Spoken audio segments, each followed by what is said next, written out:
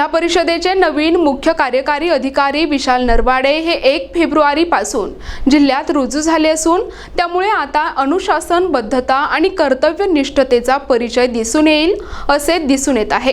रुजू झाल्यापासून सकाळी 9:50 जिल्हा परिषदेच्या मुख्य इमारतीचे चॅनेल गेट बंद करण्यात येते, त्यामुळे लेट लतीफ अधिकारी आणि कर्मचारी बाहेरच अडकले आहेत। 3 वेळा अधिकारी लेट झाले तर त्यांच्यावर कारवाई करण्यात येईल अशी माहिती नवीन सीईओ विशाल नरवाडे यांनी दिली आहे। मी स्वतः जिल्हा परिषद शाळेत शिकलेलो आहे। जिल्हा परिषद शाळेतलंच माझी आई अंगणवाडी सेविका म्हणून कार्यरत राहिलेली आहे। वडील जिल्हा परिषदचे वर्ग 3 कर्मचारी होते आणि एकंदरीत मी स्वतः गावात आणि ग्रामीण भागातला आहे, त्याच्यामुळे ग्रामीण विकास यंत्रणा ही जवळून पाहण्याचा अनुभव आलेला आहे आणि त्याच अनुभवातून एक नागरिक म्हणून मी शिकत आलेलो आहे आणि आता अधिकारी म्हणून सुद्धा अगोदर 4 वर्ष 2016 ते 20 मी इंडियन पोलीस सर्व्हिस म्हणजे पोलीस अधीक्षक या क्षेत्रात होतो आणि IPS आणि आता 2020च्या तुकडीमध्ये मी IS म्हणून कार्यरत आहे।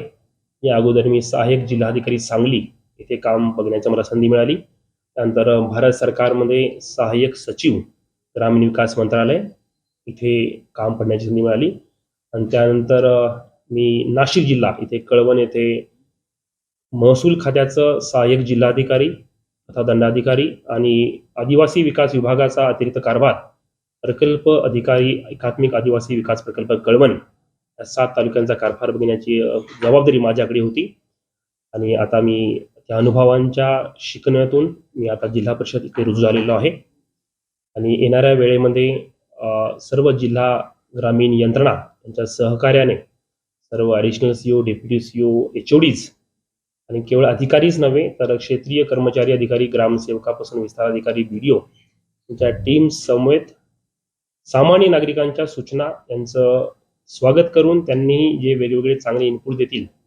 याबद्दल त्या सर्वांचा समावेश करून काम करण्याचा प्रयत्न करेल आणि सर्व लोकप्रतिनिधी तसेच विविध मीडिया, वर्तमानपत्र, इलेक्ट्रॉनिक मीडिया यांच्याही माध्यमातून आम्हाला काही सूचना आल्या असतील तर त्यांचं आम्ही स्वागत करतो। एकत्रित सर्व मिळून आपल्याला जिल्ह्याचा विकास करायचा आहे। कोणत्याही जिल्ह्याचा विकास हा केवळ एका अधिकाऱ्याने किंवा एका ऑफिसने होत नसतो आणि कधीच होणारे नाही।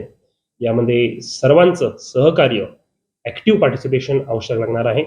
तर या नवीन जबाबदारीला या आपल्या माध्यमातून सर्वांना आवाहन करू इच्छितो की सर्वांनी सत्कार्य चांगल्या कामासाठी पॉझिटिव्हली एकत्रित येऊन आपलंही कॉन्ट्रीब्युशन द्यावं। आम्ही तुम्हाला ॲक्टिव्हली कॉपरेशन करायला नेहमी तयार आहोत। धन्यवाद।